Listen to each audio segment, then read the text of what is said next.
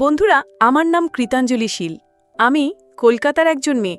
চলে আসলাম তোমাদেরকে মজা দেওয়ার জন্য আরেকটি নতুন গল্প নিয়ে। বন্ধুরা, আজকের গল্পটি আমার বাবাকে নিয়ে। যদিও তিনি আমার আপন বাবা নয়, তিনি আমার সৎ বাবা। কিন্তু সৎ বাবা হলেও তিনি আমাকে অসম্ভব স্নেহ করতেন। আর যার ফলে বন্ধুরা, বাকিটা গল্পেই বলছি। আশা করি তোমরা আমার পুরো গল্পটি মনোযোগ সহকারে শুনবে। নিশ্চয়ই অনেক মজা পাবে। তাহলে চলো বন্ধুরা, কথা না বাড়িয়ে মূল গল্পে চলে যাই। বন্ধুরা, আমি যখন স্কুল কলেজে পড়তাম তখন আমার চারপাশে সবাই আমার প্রতি সদয় ছিল। ছেলেরা আমার সঙ্গে গল্প করতে চাইতো, বন্ধুত্বের হাত বাড়িয়ে দিত। কিন্তু আমার মন ছিল অন্য জায়গায়। আমার একটাই স্বপ্ন ছিল, পড়াশোনা করে একটা সুন্দর ক্যারিনিটার গড়া, আমার বাবা মায়ের স্বপ্ন পূরণ করা। কারণ আমি ছিলাম আমার বাবা মায়ের একমাত্র মেয়ে, তাদের সব আশা ভরসার কেন্দ্রবিন্দু। আমার বাবা শঙ্খজিৎ শীল ছিলেন আমাদের পরিবারের মেরুদণ্ড। তিনি ছিলেন একজন স্বপ্নদ্রষ্টা, যিনি আমাকে সবসময় বলতেন, কৃতা, তুই যদি মন দিয়ে পড়িস তাহলে পৃথিবীতে কিছুই অসম্ভব নয়। আমার মা অর্জিতা শীল ছিলেন আমার সবচেয়ে বড় সমর্থক। তিনি আমার প্রতিটি পদক্ষেপে আমাকে উৎসাহ দিতেন। আমাদের জীবনটা ছিল সাধারণ কিন্তু সুখের। আমি পড়াশোনায় মন দিয়েছিলাম, কলেজে ভালো ফলাফল করছিলাম, আর ভাবছিলাম আমার বাবা মায়ের স্বপ্ন পূরণ করব। কিন্তু জীবনের পথ কখনো সোজা থাকে না, তাই না? একদিন হঠাৎ আমাদের জীবনে একটা বড় পরিবর্তন এলো। আমার বাবা আর আমাদের সঙ্গে ছিলেন না। তিনি ছিলেন আমাদের পরিবারের একমাত্র আয়ের উৎস। তার চলে যাওয়ার পর আমাদের সংসার চালানোর পথে অনেক চ্যালেঞ্জ এলো। আমি আর মা দুজনেই দিশেহারা হয়ে পড়লাম। কিভাবে এগোবো, কিভাবে বাঁচব, এই প্রশ্নগুলো আমাদের মনে ঘুরপাক খাচ্ছিল। বাবার চলে যাওয়ার পর আমাদের জীবনে একটা শূন্যতা নেমে এলো। আমি তখনও কলেজে পড়ি, কিন্তু পড়াশোনার পাশাপাশি আমাকে আর মাকে ভাবতে হচ্ছিল কিভাবে আমরা টিকে থাকব। আমার মা তখনও শোকে ভেঙে পড়েছিলেন। আমি তাকে সান্ত্বনা দেওয়ার চেষ্টা করতাম, কিন্তু আমার নিজের মনের ভেতরও একটা ঝড় বয়ে যাচ্ছিল।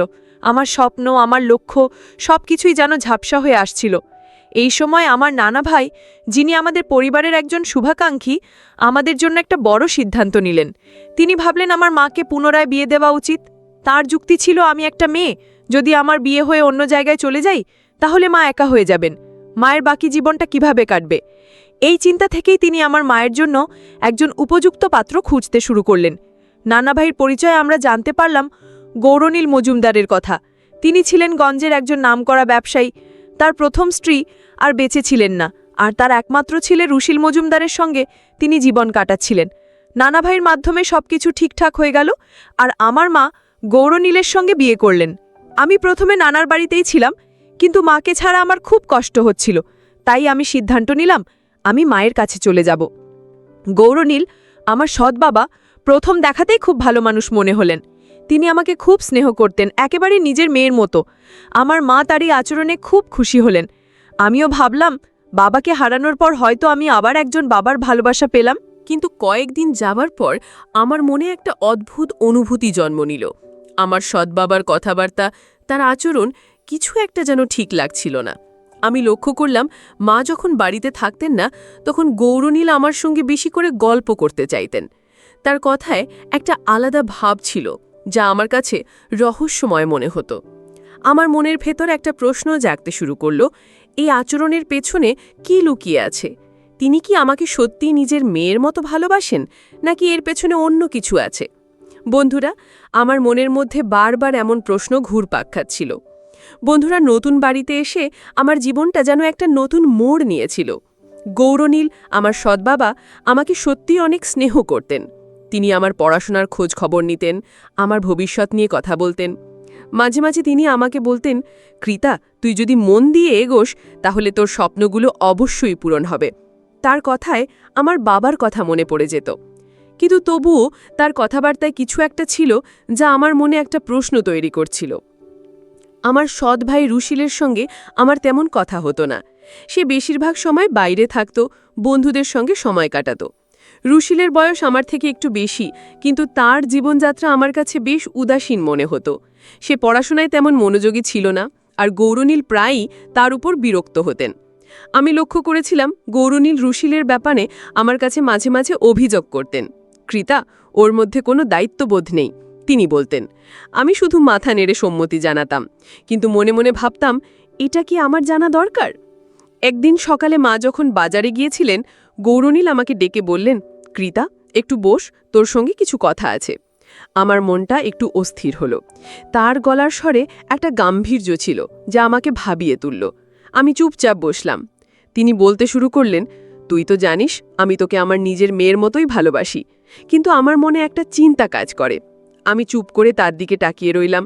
মনে মনে ভাবছিলাম এবার কি বলতে চান তিনি। গৌরনীল একটু থামলেন, তারপর বললেন, আমার জীবনে অনেক কিছু আছে, টাকা, সম্পত্তি, ব্যবসা, কিন্তু আমার পরে এগুলো কে দেখবে? রুশিল তো এসব বোঝে না। তার কথা শুনে আমার মনে একটা প্রশ্ন জাগল, তিনি কি আমার কাছে কিছু আশা করছেন? আমি শান্ত গলায় বললাম, বাবা, আমি তো এখনো পড়াশোনা করছি, আমি কিভাবে এসব বুঝব?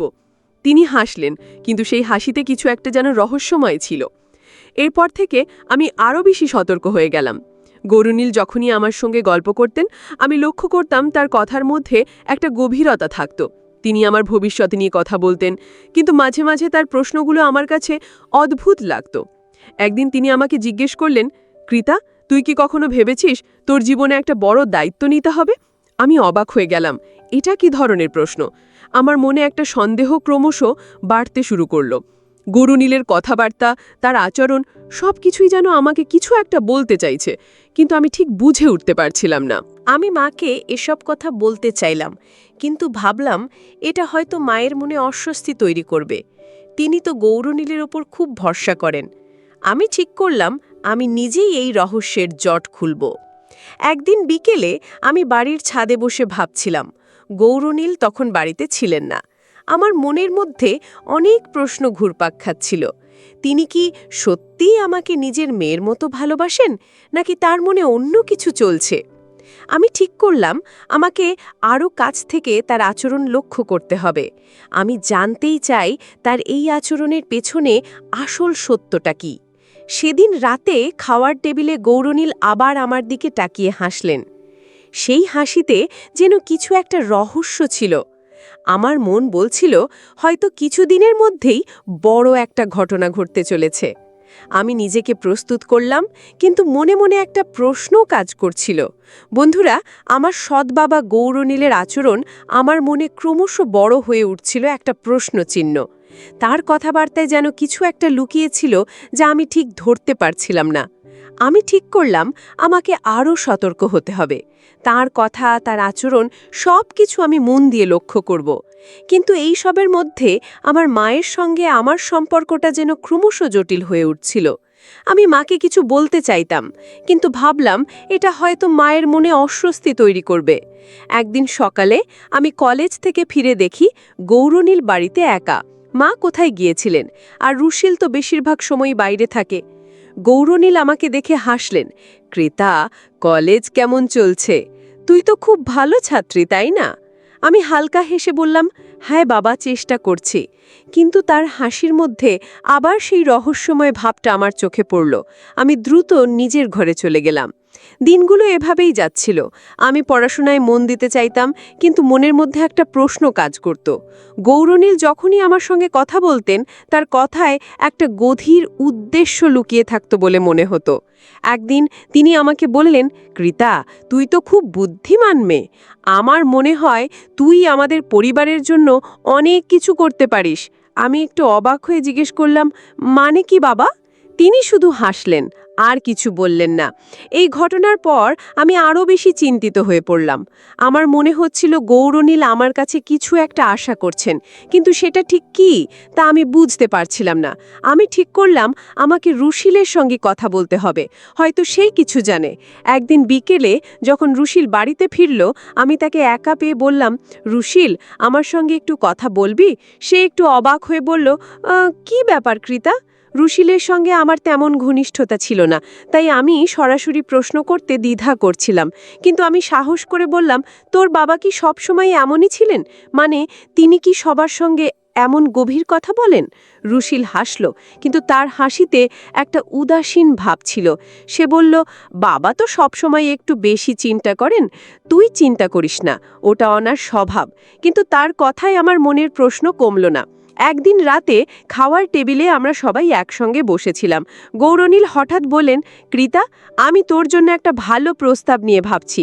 তুই যদি রাজি হোস তাহলে তোর ভবিষ্যৎ আরও সুন্দর হবে। আমার মা হাসি মুখে বললেন, কি প্রস্তাব বলো তো?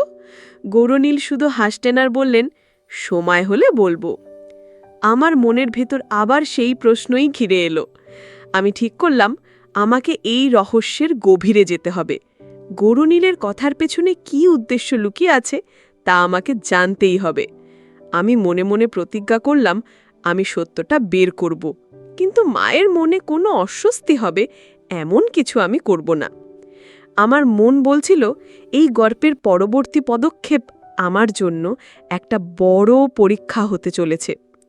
রাতে আমি বিছানায় শুয়ে ভাবছিলাম, গৌরনীলের এই কথাবার্তা, এই আচরণ, এর পেছনে কি আছে? তিনি কি আমাকে সত্যিই নিজের মেয়ের মতো দেখেন, নাকি তার মনে অন্য কোনো পরিকল্পনা আছে? আমার মনের ভেতর একটা দ্বন্দ্ব চলছিল, কি করবে বুঝেই উঠতে পারছিলাম না। এই সব ভাবতে ভাবতে রাতে ঘুমিয়ে গেলাম। তারপর বন্ধুরা, সকালে ঘুম থেকে উঠে নাস্তা করছিলাম আর ভাবছিলাম গৌরনীলের কথা, আর তার আচরণ আমার মন থেকে যেন কিছুতেই সরছিল না। তার প্রতিটি কথার পেছনে যেন একটা গভীর অর্থ লুকিয়েছিল, কিন্তু আমি তা ঠিক ধরতে পারছিলাম না। আমার মনের মধ্যে একটা দ্বন্দ্ব চলছিল, তিনি কি সত্যি আমার ভালো চান, নাকি তার মনে অন্য কোনো পরিকল্পনা আছে? আমি ঠিক করলাম আমাকে আরও সতর্ক থাকতে হবে, কিন্তু এমনভাবে যাতে কেউ কিছু সন্দেহ না করে। একদিন দুপুরে আমি কলেজ থেকে ফিরে দেখি গৌরনীল বাড়ির বারান্দায় বসে চা খাচ্ছেন। আমাকে দেখে তিনি হাসলেন, কৃতা, এদিকে আয়, একটু গল্প করি। আমি একটু দ্বিধা নিয়ে তার পাশে গিয়ে বসলাম। তিনি বলতে শুরু করলেন, তুই তো জানিস আমার ব্যবসা অনেক বড়, কিন্তু আমার মনে হয় এই সব কিছু সামলানোর জন্য একজন বুদ্ধিমান মানুষ দরকার। তুই কি কখনো ভেবেছিস এই দায়িত্ব নিতে? আমার মনে হলো তিনি আমার সেই প্রস্তাবের কথা তুলছেন। আমি হালকা গলায় বললাম, বাবা, আমি তো এখনো পড়াশোনা করছি, এত বড় দায়িত্ব আমি কিভাবে নেব? গৌরনীল হাসলেন, কিন্তু তার হাসিতে একটা রহস্যময় ভাব ছিল। তিনি বললেন, কৃতা, তুই যদি চাস তাহলে আমি তোকে সব শিখিয়ে দেব। তুই আমার পরিবারের একজন, তাই না? তার কথায় আমার মনে আবার সেই প্রশ্ন ফিরে এলো। আমি শুধু মাথা নাড়লাম আর দ্রুত ঘরে চলে গেলাম। তার কথাগুলো আমার মাথায় ঘুরতে লাগলো। তিনি কি আমাকে তার ব্যবসায় জড়াতে চান, নাকি এর পেছনে অন্য কিছু আছে? এই সময় আমার জীবনে আরেকজন মানুষের প্রবেশ ঘটল, আমার কলেজের বন্ধু রনিতা। রনিতা ছিল আমার খুব কাছের বন্ধু, যার সঙ্গে আমি সব কিছু শেয়ার করতাম। একদিন কলেজের ক্যান্টিনে বসে আমি রনিতাকে গৌরনীলের কথা বললাম। আমি বললাম, রনিতা, আমার সৎ বাবার আচরণ আমার কাছে কেমন যেন অদ্ভুত লাগছে। তিনি আমার সঙ্গে এমন কথা বলেন যা আমার কাছে ঠিক স্বাভাবিক মনে হয় না। রনিতা গম্ভীর হয়ে বলল, কৃতা, তুই খুব সাবধানে থাক। তুই যদি কিছু বুঝতে না পারিস তাহলে আমাকে বলিস, আমরা একসাথে এটা বুঝব। রনিতার কথায় আমার মনে একটু সাহস ফিরে এলো। আমি ঠিক করলাম আমি গৌরনীলের সঙ্গে আরও খোলামেলা কথা বলবো, কিন্তু এমনভাবে যাতে তিনি কিছু সন্দেহ না করে। একদিন সন্ধ্যায় যখন মা রান্নাঘরে ছিলেন, আমি গৌরনীলের কাছে গিয়ে বললাম, বাবা, তুমি আমার ভবিষ্যৎ নিয়ে এত ভাবো কেন? আমি তো আমার পড়াশোনা নিয়ে এগিয়ে যাচ্ছি। তিনি একটু চুপ করে থেকে বললেন, কৃতা, আমি তোর ভালোর জন্যই ভাবি। আমার মনে হয় তুই আমাদের পরিবারের জন্য অনেক কিছু করতে পারিস। এই কথার পর আমার মনে প্রশ্ন আরও গাঢ় হলো। তিনি বারবার আমাকে পরিবারের দায়িত্বের কথা বলছেন, কিন্তু ঠিক কী চান তা স্পষ্ট করছেন না। আমি ঠিক করলাম আমাকে রুশিলের সঙ্গে আরেকবার কথা বলতে হবে। একদিন রুশিল বাড়িতে ফিরলে আমি তাকে ডেকে বললাম, রুশিল, তুই কি জানিস বাবা আমাকে বারবার পরিবারের দায়িত্বের কথা বলছেন। তুই কি কিছু বুঝতে পারিস? রুশিল একটু চিন্তিত মুখে বলল, কৃতা, বাবা সবসময় এমন কথা বলেন, তুই বেশি ভাবিস না। রুশিলের কথায় আমার মনে প্রশ্ন আরও বাড়ল। আমি বুঝতে পারছিলাম গৌরনীলের মনে কিছু একটা চলছে, কিন্তু সেটা কি তা আমি ধরতে পারছিলাম না। আমার মন বলছিল এই রহস্যের পেছনে একটা বড় সত্য লুকিয়ে আছে। আমি ঠিক করলাম আমাকে আরও গভীরে যেতে হবে, কিন্তু এমনভাবে যাতে আমার মায়ের মনে কোনো অস্বস্তি না হয়। রাতে আমি ঘরে বসে ভাবছিলাম গৌরীনীলের এই কথাবার্তা, এই আচরণ, এর পেছনে কি লুকিয়ে আছে। আমি জানতেই চাই তার এই আচরণের আসল কারণ কি। তা আমি মনে মনে অনুসন্ধান করতে শুরু করলাম। বন্ধুরা, বাবা গৌরীনীলের কথা আর আচরণ আমার মনের মধ্যে একটা গভীর প্রশ্ন তৈরি করছিল। তার প্রতিটি কথায় যেন একটা লুকোনো উদ্দেশ্য ছিল, কিন্তু আমি তা ঠিক ধরতে পারছিলাম না। আমি ঠিক করলাম আমাকে আরও সাহসী হতে হবে। তার কথার পেছনের সত্যটা আমাকে জানতেই হবে, কিন্তু এমনভাবে যাতে আমার মায়ের সঙ্গে আমার সম্পর্কের কোনো ক্ষতি না হয়। আমার মন বলছিল এই রহস্যের জট আরও জটিল হতে চলেছে। একদিন সকালে আমি কলেজে যাওয়ার আগে গৌরীনীল আমাকে ডেকে বললেন, কৃতা, তুই একটু সময় বের কর, আমার সঙ্গে কিছু গুরুত্বপূর্ণ কথা আছে। আমার মনটা একটি অস্থির হলো। আমি বললাম, বাবা, এখন তো আমার কলেজে যাওয়ার সময়, পরে কথা বললে হবে? তিনি হাসলেন, কিন্তু সেই হাসিতে একটু রহস্যময় ভাব ছিল। তিনি বললেন, ঠিক আছে মা, তুই ফিরে আয়, তখন কথা বলবো। আমি দ্রুত বেরিয়ে গেলাম, কিন্তু মনের মধ্যে একটা প্রশ্ন কাজ করছিল। কলেজে গিয়ে আমি রনিতার সঙ্গে আবার এই বিষয়ে কথা বললাম। আমি তাকে বললাম, রনিতা, গৌরীনীল আমাকে বারবার কিছু একটা বলতে চান, কিন্তু স্পষ্ট করে বলছেন না। আমার মনে হয় তিনি আমার কাছে কিছু বড় দায়িত্ব দিতে চান, কিন্তু আমি ঠিক বুঝতে পারছি না। রনিতা একটু ভেবে বলল, কৃতা, তুই একটু সময় নিয়ে ওনার সঙ্গে খোলামেলা কথা বল, কিন্তু সাবধানে। যদি কিছু অস্বাভাবিক মনে হয় তাহলে আমাকে বলিস। রনিতার কথায় আমার মনে একটু শক্তি ফিরে এলো। সেদিন বিকেলে আমি বাড়ি ফিরে দেখি গৌরীনীল বাড়িতে একা। মা কোথায় গিয়েছিলেন, আর রুশিল তো তার মতো বাইরে ঘুরছে। আমি সাহস করে গৌরীনীলের কাছে গিয়ে বললাম, বাবা, তুমি সকালে কি বলতে চাইছিলে, এখন বলো। তিনি একটু চুপ করে থেকে বললেন, কৃতা, আমি তোকে বলেছি আমি তোকে আমার নিজের মেয়ের মতো দেখি। আমার মনে হয় তুই আমাদের পরিবারের জন্যে একটা বড় ভূমিকা পালন করতে পারিস। আমি জিজ্ঞেস করলাম, কি ধরনের ভূমিকা বাবা? গৌরীনীল একটু থামলেন, তারপর বললেন, আমার ব্যবসা, আমার সম্পত্তি, এগুলোর দায়িত্ব কারো উপর দিতে হবে। রুশিল তো এসব বোঝে না। আমি ভাবছি তুই যদি এই দায়িত্ব নিস তাহলে আমাদের পরিবারের ভবিষ্যৎ নিরাপদ হবে। আমি অবাক হয়ে গেলাম। আমি একজন কলেজের ছাত্রী, এত বড় দায়িত্ব আমি কিভাবে নেব? আমি বললাম, বাবা, আমি তো এখনো এত কিছু বুঝি না, আমার পড়াশোনা শেষ করতে দাও। তিনি হাসলেন আর বললেন, ঠিক আছে মা, তুই ভাবিস। এই কথোপকথনের পর আমার মনে আরও প্রশ্ন জমা হলো।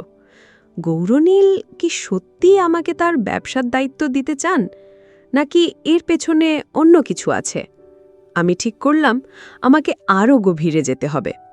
আমি রুশিলের সঙ্গে আরেকবার কথা বলার চেষ্টা করলাম। সেদিন রাতে রুশিল বাড়ি ফিরলে আমি তাকে বললাম, রুশিল, বাবা আমাকে তার ব্যবসার দায়িত্ব নেওয়ার কথা বলছেন। তুই কি এটা নিয়ে কিছু জানিস?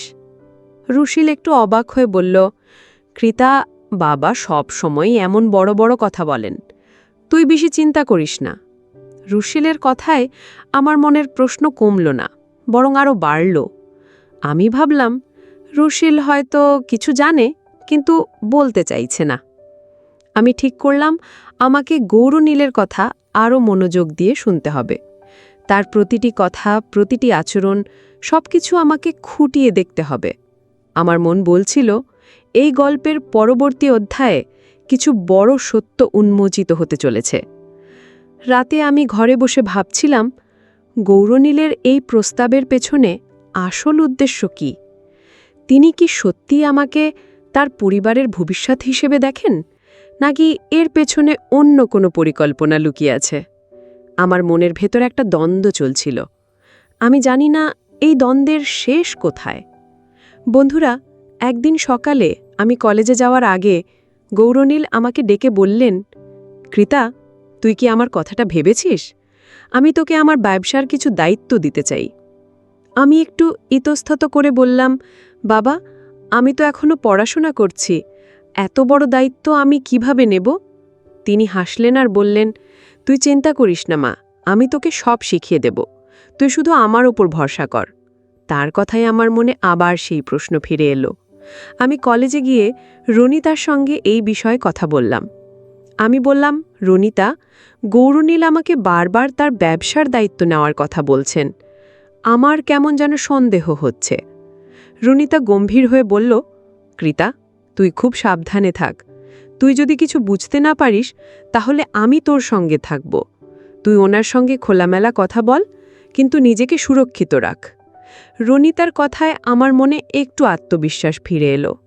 সেদিন বিকেলে আমি বাড়ি ফিরে দেখি মা আর গৌরনীল বসার ঘরে কথা বলছেন। আমি তাদের কথার মাঝে গিয়ে বসলাম। গৌরনীল আমাকে দেখি বললেন, কৃতা, আমি তোর মায়ের সঙ্গে তোর ভবিষ্যৎ নিয়ে কথা বলছিলাম। আমি চাই তুই আমাদের পরিবারের একটা গুরুত্বপূর্ণ অংশ হয়ে উঠিস। আমার মা হাসি মুখে বললেন, কৃতা, তুই তো জানিস গৌরনীল তোকে কতটা ভালোবাসেন। তিনি শুধু তোর জন্য ভালোই চান। আমি শুধু মাথা নাড়লাম, কিন্তু মনের মধ্যে একটা দ্বন্দ্ব চলছিল।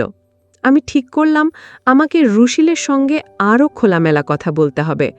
সেদিন রাতে রুশিল বাড়ি ফিরলে আমি তাকে একা পেয়ে বললাম, রুশিল, তুই সত্যি করে বল, বাবা আমাকে কেন এত দায়িত্বের কথা বলছেন?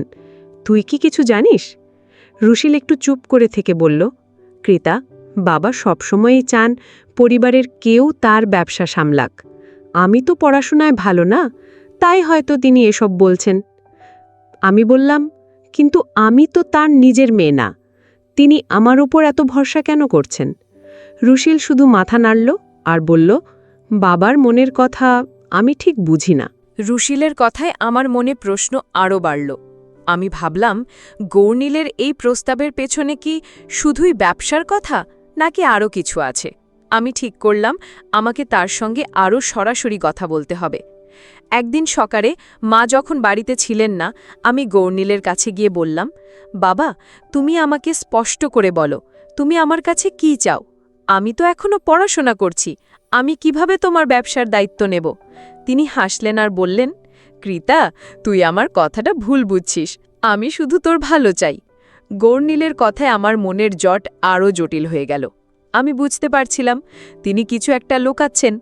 আমি ঠিক করলাম আমাকে তার আচরণ আরও কাছ থেকে লক্ষ্য করতে হবে। আমার মন বলছিল এই গল্পের পরবর্তী অধ্যায়ে একটা বড় সত্য উন্মোচিত হতে চলেছে। আমি নিজেকে প্রস্তুত করলাম, কিন্তু মনে মনে একটা প্রশ্নও কাজ করছিল। রাতে আমি বিছানায় শুয়ে ভাবছিলাম, গৌরনীলের এই কথাবার্তা, এই আচরণ, এর পেছনে কি লুকিয়ে আছে? আমি জানতেই চাই তার এই আচরণের আসল কারণ কি। ধীরে আমি তার রহস্য খুঁজে বের করতে শুরু করলাম। বন্ধুরা, একদিন দুপুরে বাড়িতে শুধু আমি আর গৌরনীল ছিলাম। মা কোথায় গিয়েছিলেন আর রুশিল বাইরে তার বন্ধুদের সঙ্গে সময় কাটাচ্ছিল। আমি সাহস করে গৌরনীলের কাছে গিয়ে বললাম, বাবা, তুমি আমাকে বারবার ব্যবসার দায়িত্ব নেওয়ার কথা বলছো, কিন্তু আমি তো এখনো পড়াশোনা করছি। তুমি ঠিক কি চাও আমার কাছে, স্পষ্ট করে বলো। তিনি একটু চুপ করে থেকে হাসলেন, তারপর বললেন, কৃতা, তুই আমার কথাটা ভুল বুঝছিস। আমি শুধু চাই তুই আমাদের পরিবারের একটা গুরুত্বপূর্ণ অংশ হয়ে উঠিস। তার কথায় আমার মনের প্রশ্ন আরও বাড়ল। আমি বললাম, বাবা, আমি তো এমনিতেই তোমাদের পরিবারের একজন, কিন্তু তুমি বারবার দায়িত্বের কথা বলছো কেন? আমি কি কিছু বুঝতে পারছি না? গৌরনীল একটু থামলেন আর বললেন, কৃতা, আমার একটা কথা আছে। তুই যদি আমার কথাটা রাখিস তাহলে আমাদের পরিবারের ভবিষ্যৎ আরও সুন্দর হবে। আমি জিজ্ঞেস করলাম, কি কথা বাবা? তিনি গম্ভীর গলায় বললেন, কৃতা, আমার একটা মেয়ে ছিল। সে দেখতে ঠিক তোর মতোই ছিল, কিন্তু সে ছোটবেলায় চলে গেছে। আমি তোর মধ্যে তাকে দেখি, তাই আমি চাই তুই আমার পরিবারের দায়িত্ব নিস। আমার ছেলে রুশিলের ওপর আমার কোনো ভরসা নেই। আমি অবাক হয়ে গেলাম। তার কথায় যেন একটা গভীর আবেগ ছিল, কিন্তু আমার মনে তবুও একটা প্রশ্ন রয়ে গেল। আমি বললাম, বাবা, আমি তোমার কথা বুঝছি, কিন্তু আমি কিভাবে এত বড় দায়িত্ব নেব? গৌরনীল হাসলেন আর বললেন, তুই চিন্তা করিস না মা, আমি তোকে সব শিখিয়ে দেব। তুই শুধু আমার কথাটা ভেবে দেখ। আমি মাথা নাড়লাম, কিন্তু মনের মধ্যে একটা দ্বন্দ্ব চলছিল। তার কথায় যেন কিছু একটা লুকিয়েছিল যা আমি ঠিক ধরতে পারছিলাম না। আমি ঠিক করলাম আমাকে রনিতার সঙ্গে এই বিষয়ে আরও কথা বলতে হবে। সেদিন বিকেলে আমি রনিতার সঙ্গে ফোনে কথা বললাম। আমি তাকে গৌরনীলের কথাগুলো জানালাম। রনিতা বলল, কৃতা, তুই খুব সাবধানে থাক। ওনার কথায় যদি কিছু অস্বাভাবিক মনে হয় তাহলে তুই আমাকে বলিস, আমরা একসঙ্গে এটা বুঝব। রনিতার কথায় আমার মনে একটু শক্তি ফিরে এলো। আমি ঠিক করলাম আমাকে গৌরনীলের সঙ্গে আরও সরাসরি কথা বলতে হবে। রাতে খাওয়ার টেবিলে আমরা সবাই একসঙ্গে বসেছিলাম। গৌরনীল হঠাৎ বললেন, কৃতা, আমি তোর জন্য একটা বড় পরিকল্পনা ভাবছি। তুই যদি রাজি হস তাহলে আমাদের পরিবারের ভবিষ্যৎ আরও উজ্জ্বল হবে। আমার মা হাসি মুখে বললেন, কৃতা, তুই দেখিস গৌরনীল তোর জন্য শুধু ভালোই চান। আমি শুধু হাসলাম, কিন্তু মনের মধ্যে একটা প্রশ্ন কাজ করছিল। আমি জানতেই চাই গৌরনীলের এই পরিকল্পনার আসল রহস্য কি। আমি ঠিক করলাম আমাকে গৌরনীলের সঙ্গে আরও গভীরভাবে কথা বলতে হবে। তার মনের আসল কথাটা আমাকে বের করতেই হবে। আমার মন বলছিল আমার জীবনের সামনে একটা বড় সত্য আমার জন্য অপেক্ষা করছে। আমাকে আরও বিচক্ষণতার সাথে জানতে হবে বাবা গৌরনীলের মূল উদ্দেশ্যটা কি। বন্ধুরা, একদিন সকালে বাড়িতে কেউ ছিল না। মা বাজারে গিয়েছিলেন আর রুশিল তার বন্ধুদের সঙ্গে বাইরে। আমি সাহস করে গৌরনীলের কাছে গিয়ে বললাম, বাবা, আমি আর লুকোচুরি খেলতে চাই না। তুমি আমাকে স্পষ্ট করে বলো তুমি আমার কাছে কি চাও। তুমি বারবার আমাকে দায়িত্বের কথা বলছো, কিন্তু আমার কাছে কিছু একটা ঠিক লাগছে না। আমার গলায় একটা দৃঢ়তা ছিল যা তিনি আগে কখনো শোনেননি। গৌরনীল একটু চুপ করে থেকে গভীর নিঃশ্বাস ফেললেন। তারপর বললেন, কৃতা, তুই ঠিকই ধরেছিস, আমি তোর কাছে কিছু লুকিয়েছি। আমি তোকে সত্যিটা বলতে চাই। আমি বললাম, বলো বাবা, আমি শুনতে প্রস্তুত। তিনি গম্ভীর গলায় বলতে শুরু করলেন, আমার একটা মেয়ে ছিল যে দেখতে ঠিক তোর মতোই ছিল। সে যখন 5 বছরের ছিল তখন সে চলে গেছে। আমি তোর মধ্যে তাকে দেখি, আর তাই তোর প্রতি আমার এত টান। তিনি থামলেন, তারপর বললেন, কিন্তু এটা শুধু আমার মেয়ের কথা না। আমার ছেলে রুশিলের ওপর আমার কোনো ভরসা নেই। সে পড়াশোনায় মন দেয়নি, আর তার কিছু অসঙ্গত অভ্যাস আছে। আমি জানি আমার মৃত্যুর পর আমার সম্পত্তি আর ব্যবসা রুশিলের হাতে নিরাপদ থাকবে না। তাই আমি চাই তুই আমার পরিবারের দায়িত্ব নিস। আমি অবাক হয়ে তাকিয়ে রইলাম, এটা কি তার আসল উদ্দেশ্য? গৌরনীল আরও বললেন, কৃতা, আমি চাই তুই রুশিলের দায়িত্ব নিস। তুই যদি রুশিলের সঙ্গে একটা সম্পর্ক গড়ে তুলিস তাহলে আমার সম্পত্তি আর পরিবার নিরাপদ থাকবে। তুই বুদ্ধিমান, দায়িত্বশীল, আমি তোকে আমার নিজের মেয়ের মতো দেখি, আর তাই এই প্রস্তাব দিচ্ছি। আমার মাথা ঘুরে গেল। আমি বললাম, বাবা, আমি তোমাকে নিজের বাবার মতো শ্রদ্ধা করি, কিন্তু এটা আমার জন্য খুব বড় সিদ্ধান্ত। আমাকে ভাবতে সময় দাও। আমি ঘরে এসে বিছানায় বসে ভাবতে লাগলাম। গৌরনীলের এই প্রস্তাব আমাকে পুরোপুরি অবাক করে দিয়েছিল। আমি রনিতার সঙ্গে ফোনে কথা বললাম। আমি তাকে সব খুলে বললাম। রনিতা বলল, কৃতা, তুই খুব সাবধানী সিদ্ধান্ত নে। এটা তোর জীবনের ব্যাপার। তুই যা করবি আমি তোর পাশে আছি। রনিতার কথায় আমার মনে একটু শান্তি ফিরে এলো, কিন্তু আমি জানতাম এই সিদ্ধান্ত আমার জীবনের দিক বদলে দেবে। কয়েকদিন পর আমি গৌরনীলের সঙ্গে আবার কথা বললাম। আমি বললাম, বাবা, আমি তোমার কথা ভেবেছি। আমি তোমাকে নিজের বাবার মতো শ্রদ্ধা করি আর তোমার ইচ্ছা পূরণ করতে চাই। আমি রুশিলের দায়িত্ব নেব, কিন্তু আমার শর্তে। আমি চাই রুশিল নিজেকে উন্নত করুক। আমি তাকে সাহায্য করব, কিন্তু আমার পড়াশোনা আর ক্যারিয়ারও আমার কাছে গুরুত্বপূর্ণ। গৌরনীল হাসলেন আর বললেন, কৃতা, তুই আমার মেয়ের মতোই। আমি তোর উপর ভরসা করি। কিছুদিন পর আমি রুশিলের সঙ্গে একটা সম্পর্ক শুরু করলাম। আমি প্রথমেই গৌরনীলকে ভুল বুঝেছিলাম। তার কথাবার্তা আর আচরণ আমার কাছে অদ্ভুত লাগলেও শেষ পর্যন্ত আমি বুঝলাম তিনি আমার জন্য শুধু ভালোই চেয়েছিলেন। তিনি আমাকে তার হারানো মেয়ের ছায়া হিসেবে দেখতেন, আর আমার মধ্যে তার পরিবারের ভবিষ্যৎ দেখেছিলেন। আমি রুশিলকে সঠিক পথে ফিরিয়ে আনার চেষ্টা শুরু করলাম, আর গৌরনীলের ব্যবসার দায়িত্ব ধীরে ধীরে নিতে শুরু করলাম। বন্ধুরা, সবশেষে আমি তোমাদেরকে বলতে চাই, আমরা অনেক সময় মানুষের আচরণ ভুল বুঝে ফেলি, কিন্তু ধৈর্য আর খোলা মনে কথা বললে আমরা হয়তো সত্যটা বুঝতে পারি। সব সৎবাবা এক হয় না। কেউ কেউ আমাদের আপন বাবার চেয়েও বেশি ভালোবাসতে পারেন। সবই হচ্ছে সৃষ্টিকর্তার প্রদত্ত ভাগ্যের খেলা। বন্ধুরা, গল্পটি যদি তোমাদের ভালো লাগে তাহলে লাইক, শেয়ার এবং সাবস্ক্রাইব করতে ভুলবে না। বন্ধুরা, তোমাদের সবাইকে অসংখ্য ধন্যবাদ এতক্ষণ ধৈর্য ধরে গল্পটি শোনার জন্য।